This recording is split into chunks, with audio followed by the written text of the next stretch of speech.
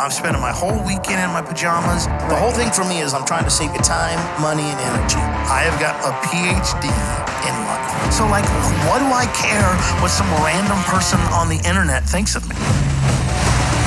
In New Year, new me, you gotta have some fun. God, Tim, everything you touch just, like, is amazing. And I want to tell that person, no, it's not. I'm only trying to make one person happy, and that's Tim Castleman. What up, everybody? It's your boy, Tim Castleman, and you know what they say, what happens in Vegas stays in Vegas, unless, of course, you record a podcast about it, and I have the living legend, sometimes Sue, here with me to recap, our exciting journey to get to Las Vegas this time, because one of us had a little bit of an adventure, dodged some tornadoes and some lightning strikes and some pretty severe hail, and then one of us had an effortless experience that got in super let's early. say who that was Yes, right. I almost went full Dorothy, but...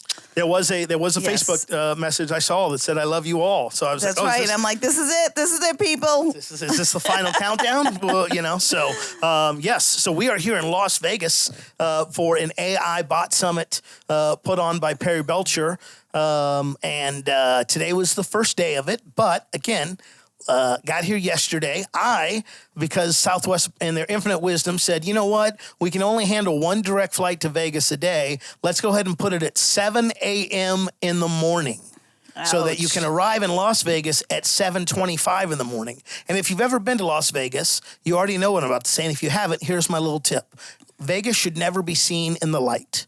All right? Vegas during the day, it's like when you go into a house and you flip all the lights on and all the cockroaches go scattering and you see all the dirt and everything. You see the worst side of Vegas during the day, right? You see the guys sleeping on the streets, maybe incapacitated from alcohols or drugs. You see just homeless people, vagrant. I've never seen more security than I have this trip to Las Vegas. So if you're going to do it, go at night. Don't come during the day like I did. So I did. Luckily, we nonstop missed all the weather that Sue had to go through. Yes. Got here prompt at 7:25. Was towards the back of the plane. Got out.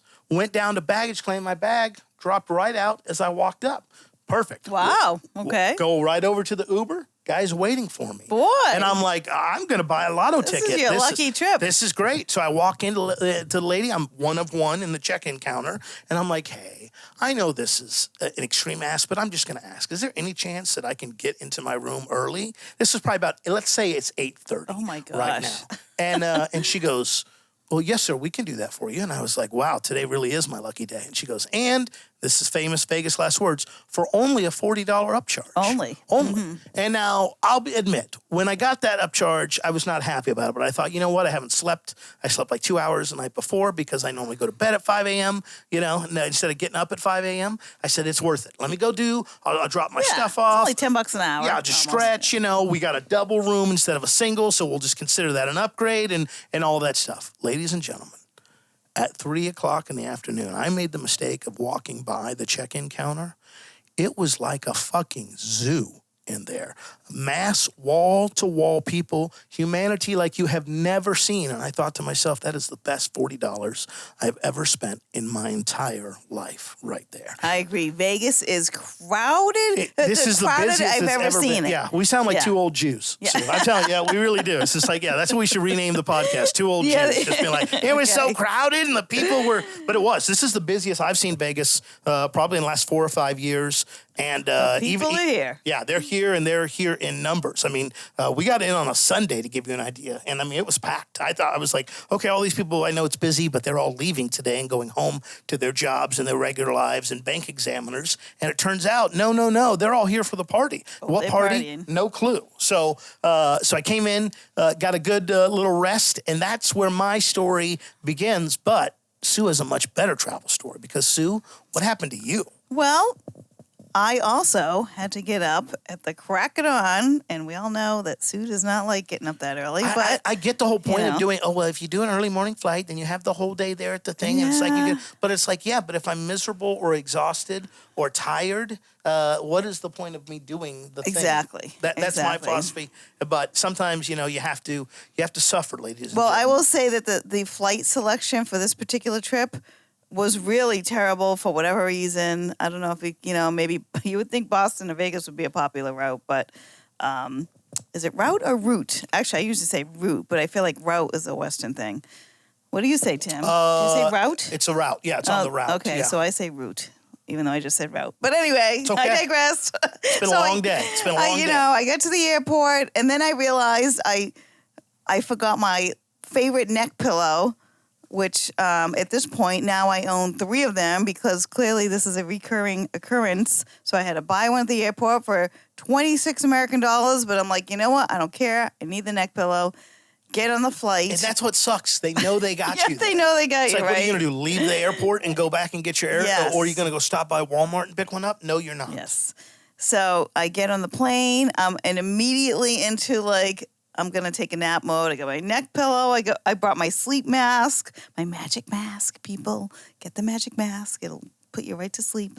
And then, I have my coat as my like little blanket. I'm all like squished up in the seat. And, I think you forgot to mention the noise canceling headphones. Oh, how could I forget that? I'm sorry. You are correct.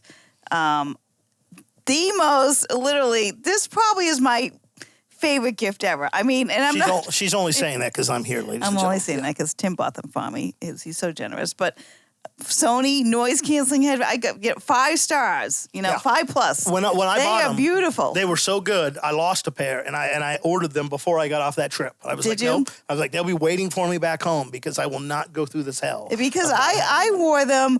I wear them all the time. Like when I'm in the airport now, even before I get on the plane, and it's like I'm in my own little world. Like I can't hear like that guy, the fellow that when I was waiting.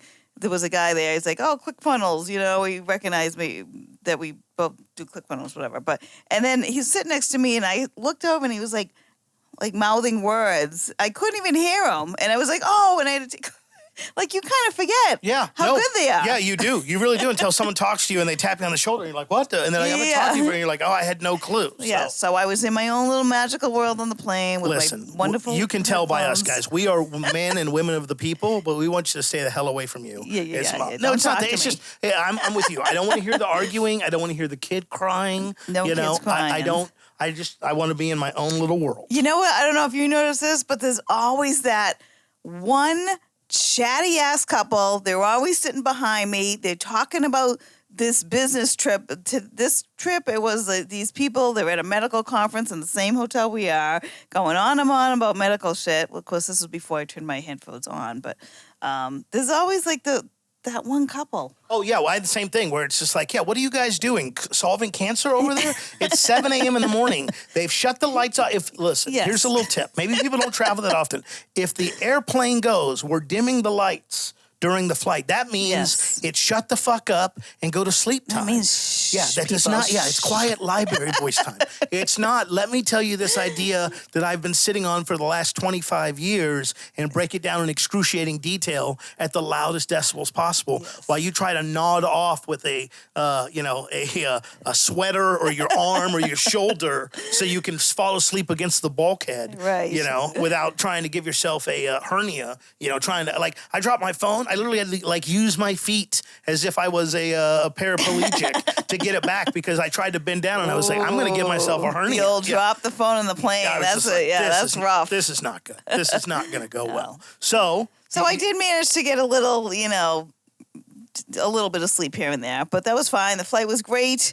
Landed in Dallas, and then I had a 4-hour layover, that's fine. I read some stuff, blah, blah, blah. So then I get to, we get to the, and then they were like 45 minutes before we were going to get on the board. They're like, oh, by the way, your gate changed from C24 to D4. And we're like, oh, man. So I don't really know Dallas that well. I'm like, how hard can it be? Yeah. So I'm like, oh, you have to get on the tram, and I get on the tram, and then long story short, I told Tim, I'm like, literally, I had to hire a Sherpa just to get me to this next gate. It literally took me like 20 minutes. Like, why is this airport so big?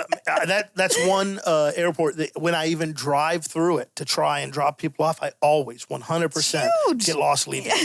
And I've driven down one-way roads where people stop me and go, how the fuck did you even get back here? And I'm like, I don't know. I'm just trying to get the fuck out of here right now. It's a big airport. Yeah. So. Highly recommend not doing that whenever you get the chance. So you're in Dallas. So finally they're like, okay, people, they're like, people, we going to get you on this plane post-haste. You guys, they literally said, you get whatever you need out of your purses because you're going to get on that plane and get your butts in the seat quick because we're getting out of here. To be clear, they had already delayed the flight, correct? Or was the flight delayed at this time? The flight had already been delayed about 45 minutes. So then after 45 minutes of them delaying the flight, then they give you this hurry the fuck up message. So I think the flight was delayed because the plane was delayed coming in. Gotcha. Okay. Yes, because they did say, okay, we got to clean it real quick. Blah, so blah. the quick turnaround. I got you. Quick turnaround. Like, okay, you ready? Get your ass in seats because there's a tornado warning, and we want to make sure you get in there so we can get out of here, beat the tornado. We're like, oh, all right, great. But you know, people, we know how that goes when people are getting on planes, right? Yeah, well, especially if they're like you and have noise-canceling headphones on and don't take them off and listen to them, which I know you did. But no, people are in their own little world. They don't need noise-canceling headphones. Yeah. They just do what they want to do. So it was, get on the plane, blah, blah, blah. I'm sitting and I look out my little window because I need to have the window. And sure enough, here comes the rain. I saw in the distance the lightning. And I'm like, oh, this is not good. And then the rain, and then the hail. And I'm like, we're not going anywhere. So they're like, sorry, folks, the runway's closed. It's going to be about an hour. So you got to sit on the plane. You get to sit on the plane for about an hour. Did they do, I already know the answer to this, but I just want to infuriate the listening audience even more. Did they do drink service during that time? Nope, Did nothing. they even let people get up to use the restroom if they needed to? Or did they do the whole, listen, if you got to use the restroom, you got to be quick about it because we might get notice any second. They didn't say that. I don't know. I don't think anyone got up to use the restroom only because we were quasi hoping we could get out sooner. Yeah, but because you guys had all pissed yourself trying to run on the thing when they gave you the military orders of go, go, go, go, go. Hurry up and wait, Jeez, so, sure enough, I mean, we did depart. I would say it was about an hour later. And you were supposed to arrive in Vegas at 4 p.m., 4:30? Yes, 4 o'clock. Okay. We were supposed to arrive, and I think I landed at 6, I believe. 6. So a nice little 2-hour delay plus, a near-death experience just to get here so we can hang out for a few days at the AI Bot Summit. Yes. I mean, that's what people don't understand, guys. We're dedicated. We are dedicated. Rain, sleet, or snow, travel permitting, we'll be more than happy to go to these events here. That's and we'll change our entire sleeping schedule. We'll upend our entire life for the week. We'll risk and fear death. We'll look it straight in the eye and be like, go, go, go, go, Nothing go. will stop us. Yes. We won't even eat on our way to get here, so that when we land in Las Vegas, we get the SOS text of, where are you guys? I need to get some food in me. I need food. Yeah, Stat. because we're starving. Yes, which is totally understandable. And we actually had what was the name of that place? Was it Lux? The Grand Lux or something like that? Grand Lux. I think it was. I mean, it's in the Venetian. And so you're thinking, oh, shit, it's going to be expensive. To me, it was pretty good. It was pretty affordable for Vegas prices. You're looking at about $20 a plate, which people go, that's, and for Vegas, and especially with food costs and everything else right now, that's pretty damn good. In fact, James and I went back there again today for lunch. Yeah. 2 people, and you missed a butter hot butter cake dessert with vanilla ice cream too. Well, that's okay. We'll hit you up tonight. Maybe you'll get a dessert. Maybe. But the 3, it was like $45 or whatever. It was very reasonable. Great service. So we're gonna start. We're gonna have to start a website called 2 Jew Travel. Yeah, and just be like, guys, all right, here's all the places, here's all the things, here's all the that. But yeah, it was good, and we keep referencing James Jones, longtime listener, longer time friend of mine and Sue's. Yes, we've been able to hang out with him multiple times. We flew in to see him together in North Carolina. You were able to hang out with him another time. And that's some stuff right. With Amazon. Yep. And one of my oldest and truest friends of online marketing, I would say. So great guy. Always nice dude. Great to hang out. And so while Sue was tempting fate, we were tempting fate of a different kind over at the $5 blackjack table at Ellis Island. I go to Ellis Island every time I'm in Vegas because I'm required by my parents, who still think the prime rib there is $18 every time they visit, and it's the greatest prime rib ever. And I just have to go, take a photo from the cheap seats to let them know, hey, I've been here. I've, said hello to all the dealers you think still work here, and, all is well. So James and I did that for a couple hours, and then we got together last night, and, I mean, blinked, and the night was practically almost over. Yep, went by quick. Yeah, we went and got a bite to eat, and then, we said, when in Rome, Vegas, you got to do what people in Rome do. So we got into an Uber and we just said, hey, could you, I hear in Las Vegas that marijuana is legal. And I've never, ever touched the stuff. So I'm real curious to see what this looks like. Could you recommend a dispensary or 12 for us to visit? They took us to this place called Planet 19. Was that the name of the place? Yes, Planet 13, excuse me. I know because I'm looking at the little battery cartridge they sold us last night. This is the largest dispensary in all the world, huge, according to them. And I mean, it looks almost like, I don't know if you have them there, but we have like these things, neighborhood Walmarts. They're basically like half of a Walmart size. But I mean, if you went into like a electronic superstore or something like that, that was the size of what this dispensary easily. was. I was shocked at how big it was. I mean, they had 50 checkout counters. Yeah, it was beautiful. Yeah. Beautiful building, clean. It was. You go in, you check in. They give you give them your ID. They just scan it to make sure it's good. You walk over this little pond. This little digital that was pond. like the highlight for me. The digital pond. They had all I saw was the sign that said, "Please don't jump up and down and try to break the display." And I'm like, "What are you talking about?" So I walk over, no big deal. I point out the pond. I'm like, "Hey James, that's cool. Sue, check that out." 20 minutes later, I'm like, hey, are we going to buy some weed? Or are we here to play with the digital fish? We did not want to leave the pond. We were trying to make, step, and then if you step on it, the fish will, move away from you. I'm like, how is that? We see some AI robots going on in here. What's up with this? And tell them about the security guard that came up and talked to you. That was hilarious. Because he said something about the no jumping, and I don't think I jumped, but, I think James... we had a little bit too much fun there, and he's probably like, what's up with these people? These two grown adults are so enthralled with this digital display. Hey, never grow up, people. Never grow up. So what did he tell you, though, when he came over? I thought, didn't he say, I just heard the no jumping thing. Oh, yeah. Well, James told me the reason why he was talking to you guys, or telling you, I guess he told James, we had a girl come in here, she was so high. When she came in, she was trying to pick up the fish. Oh, I missed that part. Yeah. So James told me that's what the guy told him. Yeah, said, this girl was so high, she came in trying to pick up the fish out of the thing. So that was hilarious. So yeah, you go in there, it's all, and what's cool is they're like, and you can take photos of anything you want. Yes. Most places, they're very like security, lock and key. Yeah. Can't take photos. In Texas, you still can't even call a bong a bong. It's got to be a water vase or a water pipe. Wow. This place is like, do you want a bong delivered to your hotel room with all of the marijuana? Right. Here's our phone number. So quite a different experience checking that out. Was really, really cool. Picked up some products because I want to support the local economy, right? Just like we did with the Cuban people. Now we're doing it to the Las Vegas people. We're spreading hope across the world, one purchase at a time. So did that, and then we were about to leave, and then we noticed these little machines in the back left corner of this humongous building. By the way, they have 2 restaurants. I think they even had a bar there that you could go. I think they did. Get full food service. I don't know if you can smoke on the premises or not, but I'm sure that's coming. But they had all this. But then they also had their edible manufacturing company up and running, all run, or a lot run by robots, I should say. And you could see the whole process because they have it all glassed, so you could just see it there. And that was pretty cool and fascinating to see. You're just like, what is this? Some guy in a garage somewhere? And you're like, oh no, these are multi-million-dollar pieces of equipment in a sterilized lab setting and environment. Yes, fascinating, and it was again so clean, and I love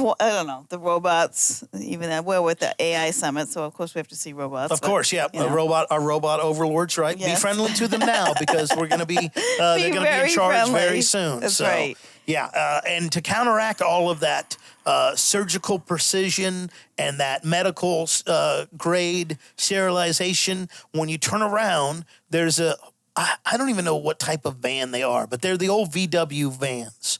I think it's like VW bus. Yeah, bus. Yeah. And they have it there, and they have a seat where you can go sit inside of it. And on the outside, they have stickers, and they have a huge pre-rolled joint on top, and they have luggage, so it looks like that. And then they go, okay, well, sit here and hit this green button. So you do, and what happens is all this like vaporized smoke comes out at you. They're basically giving you a chance to have a hot box photo inside this VW van. It was very cool. And it was very cool how they were able to do it, and it did its intended job, and the photos looked funny, so it was quite good. So I got my hippie on. I loved it. And I think that was pretty much the end of the night. We think came back, yeah. We parted ways, and we said, okay, we're going to see you guys tomorrow for day one of the summit. That's right. And then Sue and I passed out because, we were exhausted, long travel days, and for Sue, for sure. And we had a big first day at the AI Summit, which, let me check my phone real quick and see what time we're looking at. Oh, guys, bad news for you. We're going to have to go to dinner here in just a few minutes. So we will be back on a future episode. Let me just look. You know what? We may... you know what? I think we'll just pause this one and come back. That's what we'll do. We'll combine it. So we're going to pause now, then we're going to go eat, and then we'll come back and tell you about day one of the AI Summit. Be back shortly. Hey, everybody. We're back through the magic of editing. We have returned. We celebrated Sue's birthday, as we do every time. Yes. While hanging out anywhere that we can. For me. So tonight went to Fogo de Chao, and quite different than the last time. Not quite, but different than the last time. It was a little different. That we went. You can tell the food costs are hurting them because there wasn't 19 different types of meat. Now, I don't know if that's because we came in at 8 o'clock at night either, and they shut it off. But normally there's we got lamb, we got garlic-based sirloin, we got this, we got that. This was okay, we have 5 meats you can enjoy. And if you don't like them, we'll bring them back again for you to check them out. So service was interesting. They definitely have gone what I lovingly refer to as Mexican QVC style. Like if you ever go take a vacation in Mexico and you're on a public beach, it's like Mexican QVC because all the panhandlers come up to you and ask you, do you want to buy shirts? Do you want to buy beads? Do you want to buy sunglasses? Do you want to buy fake Cuban cigars? This one, it was like we sat down before we even got a chance to get any food or anything ordered. They had the drink lady there, and she was giving us a very special drink. And by special, we mean it was $20. It was basically a margarita with more sugar. So it was like, okay, cool. So got one of those. Let's see, they pitched another type of shots that we could have done, like alcoholic those shots. Pineapple ones? Yeah, the pineapple shots. We got upsold Wagyu if we wanted to try that. That was another upsell. The dessert thing was another upsell cart that they kind of brought around. So, very smart of them to do. Oh, the shrimp. Yeah. Yes. If we wanted some shrimp that were a la carte, they would just drop them off at the table, for a mere $62.50 or whatever they may have been. So, I think there's a fine line between marketing and giving the people what they want and alienating their customers. My only comment was I didn't mind at all, but it was very fast-paced. Yes. And it's like if you could just give a little more time spaced out so that I get the chance to recover from the first no, so I have enough energy to say the second no, that would have been good. But still, tremendous food, great service. And even though our pal James Jones, we didn't know, no longer eats beef or pork, we still were able to have an amazing time. I just felt bad. I'm not that guy who wants to take like a vegan to, a slaughterhouse, type thing. James. So yeah. Although they did have a wonderful salad bar, and I know he appreciated it. Yeah, the salad bar, he was like, this is phenomenal. Yeah. He was able to get it. It just, felt very different. Again, I don't try to go out of my way to be like, oh, you don't like this thing? Great. Let me eat it in front of you, or you don't eat this thing anymore. So, but I don't know. That's my take on it. Sue, it was your birthday. So what were your thoughts? Yeah, I got to say, I agree. I was surprised. I thought that the skewers were not coming over as quickly as normal. Like, we'd asked 2 people, by the way, to get plates. That was the other thing. They're like, do you guys need anything? I'm like, yeah, the fucking plates to get the food so we can start this whole process. Like, I don't mind going through your sales funnel, but, could you bring the sides over like you normally do? And could you, could we get the main thing? And maybe, you know what? I just thought about that. Maybe that's my main frustration. It's like, I don't mind if you're going to add shit on, but let's just make sure you do the main thing really well still. Right. So where it's like, well, at least we got what we came for versus, remember when I asked 2 different waiters to be like, do you think we could get plates so we could get like some food going here? Yeah, it was okay. Probably, I would say out of all the times I've been there, it was probably my least favorite experience. Yep, agree with that. Even though like the little side dishes they bring over, it was just, it wasn't my favorite. And you probably touched on a lot of those same reasons. Like I said, guys, To Jew Travel. We're gonna start the website up, and all it's gonna be is bitching and complaining about it. But these are, I struggle with this often because there are things that I can naturally see there's a deficit or a defect, and it's like those are the things I think I attract or notice way more than things that go right. So I definitely have a negative skew on things, but I see it as a way for them to improve, or hey, I would do this differently. So it's not always just like a shit talking on them. It's like, hey, you guys could just do this a little different, and people. If someone asked me later the week, hey, you want to go back to that place? I'd be like, no, I'm not interested. Whereas every other time I'd be like, hell yeah, I want to go back to that place. It's like Charlie's Steakhouse. Every time we go to Orlando, we have to go to Charlie's because it's good food, good service. We know it. Whereas next time, like you say, it may be like, let's try something else. So right. I don't know. Maybe we're griping about the wrong thing. Maybe I will say the happy birthday creme brulee was on top of the world. Yeah, the creme brulee is amazing. Very good. Yeah, the molten cake lava cake with the chocolate center with the ice cream, it was good. But I realized as soon as they brought it out, I was like, this is the same shit I can get at Domino's for $2 for $6, and I just have to add my own ice cream. So again, just little things that I noticed. But I don't know. Maybe it was James, starting off with the whole, I waited 10 minutes for the waiter to come get my drink at the bar, type thing that made me, ears up like, oh shit, this could be a bad experience. I don't know. Maybe it was the framing of that, but yeah, just was disappointing. And, at their price point, you don't want to be disappointed too many times because then you'll just be like, you know what? I didn't enjoy that, And I will say now, no fault of their own, but they sat us at the very first table as soon as you walk into the room. But, for Vegas, it was a little chilly tonight. I don't know about you, Tim, but I was catching, every time the main door would open, it was, you caught a woof of cold air. I didn't catch that, I didn't notice it, but yeah, no. See, now we've done it. Now we're going down the spiral more annoyed.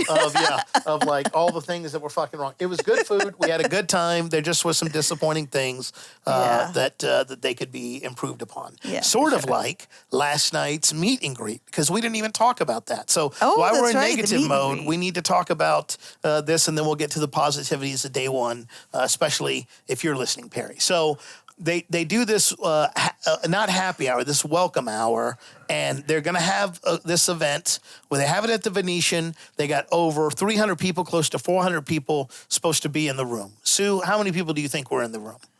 Not for the meet and greet. I just mean like today. Today. Okay, so I think I counted, 14 rows of tables. I was just trying to do a little math. Maybe 8, 16, 26 times 14. Oh, shoot. You're going to make me do math? Yeah. Hold on real quick. Let me grab my phone. Tuesday. No, there probably was easily 350, right? Okay. So you said 26 times 14? Yeah, just rough numbers. Roughly. So that's 364 by Google Maps. All right. So yeah, a pretty good amount of people scheduled to do that. So they're like, listen, here's what we're going to do. We're going to have a welcome party, and the way to welcome you guys is by having you go to 3 different bars in the property. They're close by, but there's still 3 different bars. And it's like, well, okay, all right. So we do that, right? We're like, well, that's, how bad could it be? Right? Famous last words. How bad could it be? So we go find the bar. We have to ask somebody because we can't find it anywhere. We find the bar, one of the bars there. We go in there and we're like, hi, we're here with the AI bot group. There's supposed to be a welcome party. And they're like, yes, absolutely welcome. Here's the deal. If you'd like to order a drink at the bar and stand like a commoner, you're more than welcome to do that. But if you choose to sit down at one of the tables or one of the seated areas, there is a minimum charge that you must order in order to be able to do that. Oh, see, I missed that part. I was 2023. Wow. And they want you to pay for the ability to sit on a couch or at a high top table. And the place was deserted, by the way. The place is empty as fuck. Yeah. It's a Sunday night. And the bigger problem I have is there's nobody with the AI group there. Yeah, So no I one. don't, if I agree to this, I'm committing money, time, resources. I don't see anybody from the group there or saying, hey guys, we're over there. We see a big party. We're like, oh, is that the AI group? They're like, no, that's a private party. Has nothing to do with you Right. guys. So it's like, so you've sent us to this bar that's going to charge me just to be there, to show up for your welcome event. And there's nobody from you there welcoming us there. Now, according to others, Perry did make appearances and stop by and said hello and Kiss all the those babies. things. But by that time, we were gone. Like, we had already left because, again, I don't mind, I paid $500 to come to this thing. We're staying at a hotel, to go to this thing. I don't mind showing up. I don't even mind if someone's a little late. But when there's nobody running it in terms of, hey, guys, here's, here's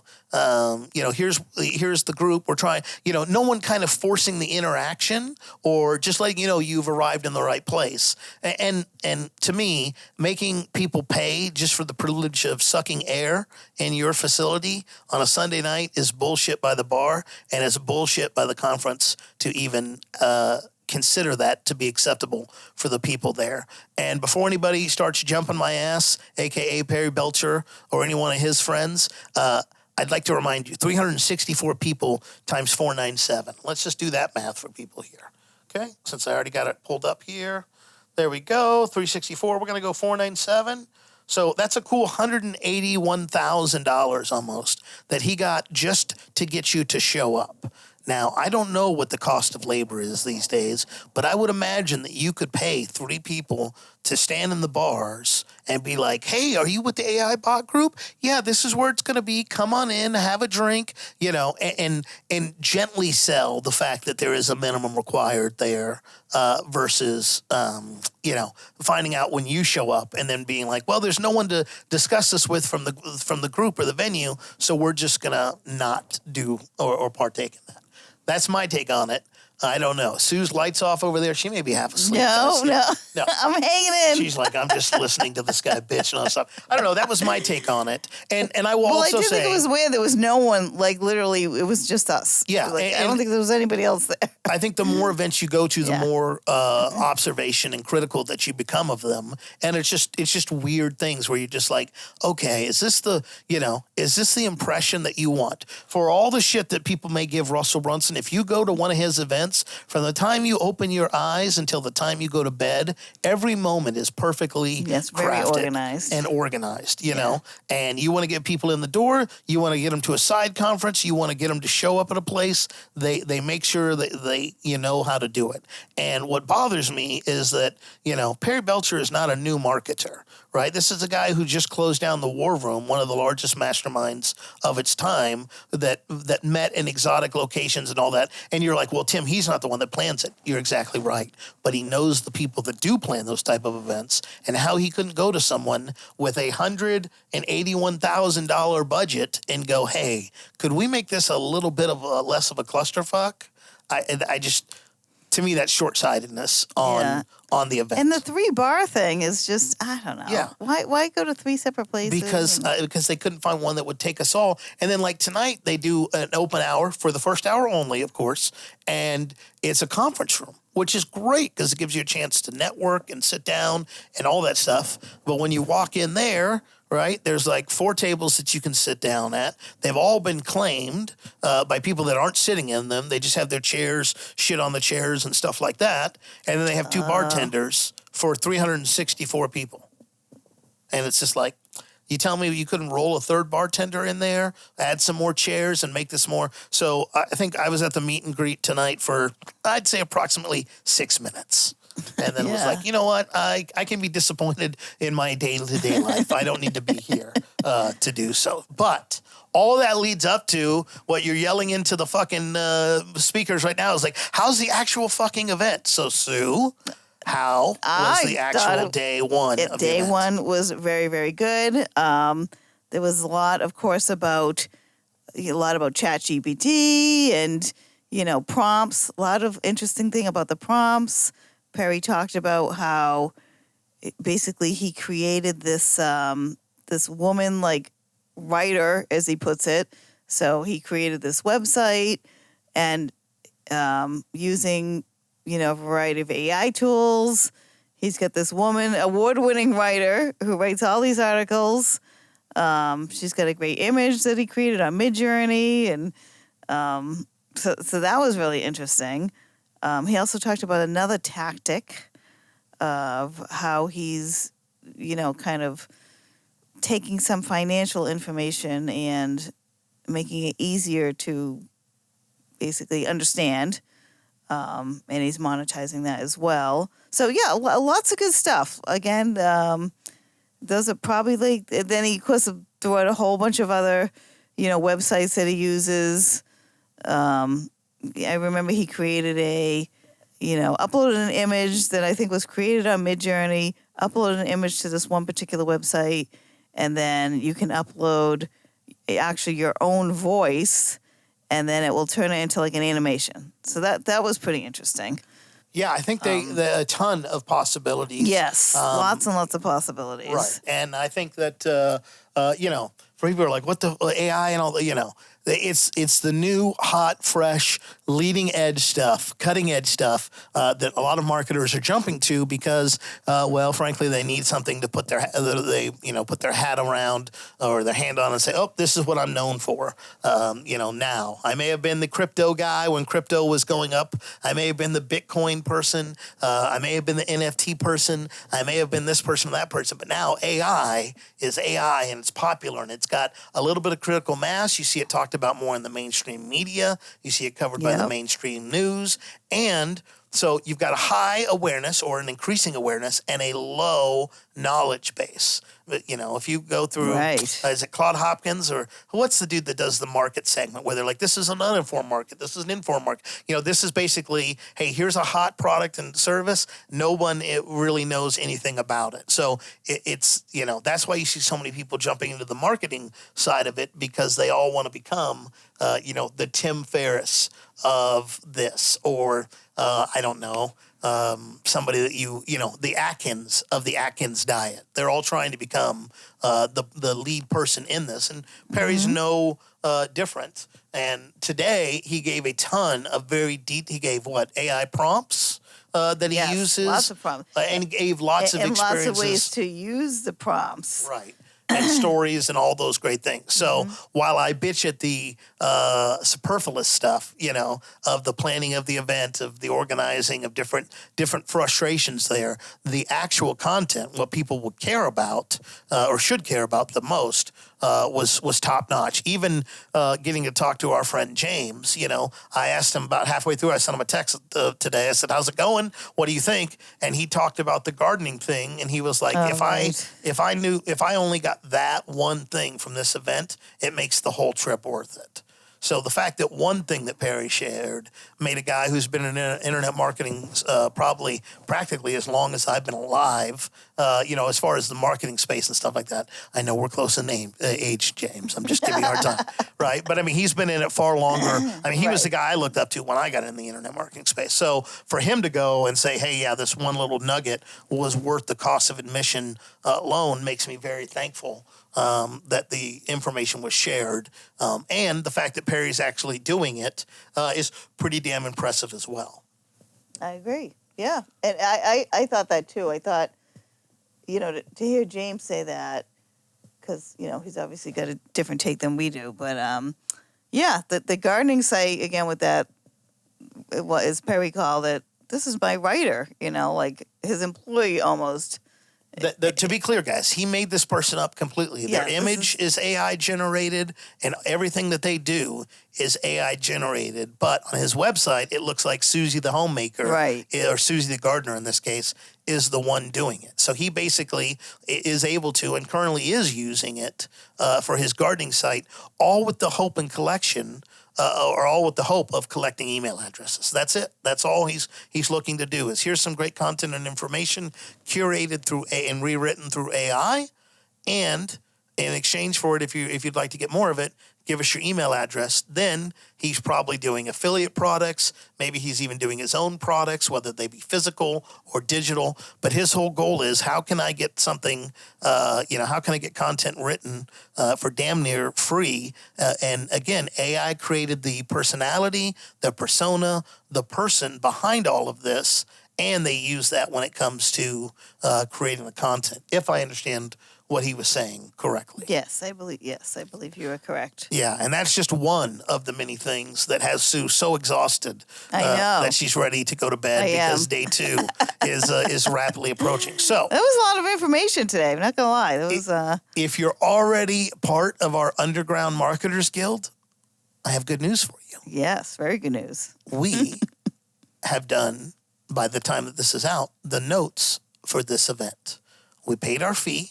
We showed up, and just like we did in day 1 and day 2 and day 3, we're capturing all of the great information so that we can share it with the members of the Underground Marketing Guild. So if you're not a member of that, or you're wondering what the hell it is, we'll be sure to put a link to it in our description so you can check it out. And I'm pretty sure if you go to AI Summit Notes, you might find something super special there as well. I don't want to talk about it too much because it's so secret. People don't even realize what we're doing yet. By the time that this is released, it will already be out there to the world, to the public, and you will be listening to these even as bonus recordings. So, you'll be able to not only hear what's going on with these daily recaps, but you'll be able to read our biggest takeaways, like, I don't know, maybe some of the AI prompts that were shared, some of the software that hasn't even been talked about widely used by the public shared, along with all of the resources, all of the stories, all of the critical and pertinent information from the summit. Who takes care of you like sometimes Sue and I? Nobody, right? So we're glad to do it. We're happy to do it. We had a great first day. Looking forward to diving into day 2 and day 3 of the summit. Oh, I can't wait. And we're so excited about it. We're going to make sure that we get our Z's long before we have to get up tomorrow. We're going to be well rested. So we'll be well rested so we can take the best notes for you guys. We appreciate you listening to the podcast and, listening to us bitch and moan about the things that we see. I don't want to take away the little things that we talked about. I don't want it to take away from the fact that today's information was great. And that's Perry's unique ability, is that despite the circumstances and the situations, he can, with his charm, charisma, and intelligence, and what he shares. Today was full of charm. I will say that. Yeah, yes. Yeah, he's a guy that would take your cat from you, and you'd be like, okay, all right, well, I guess I went to a better home. So thank you so much for listening. We'll do a better time next time. I'll get Sue up and out of bed for the next one so we don't fall asleep in the middle of the recap. So we appreciate you guys listening, and we'll talk to you very soon. On the next one, very soon. I don't know. Eric, you have a great intro for me, but what's a good outro for me? What am I supposed to say? Like, we'll do better next time? Thanks for listening? Something else like that? I don't know. Give me some suggestions. Talk to you then.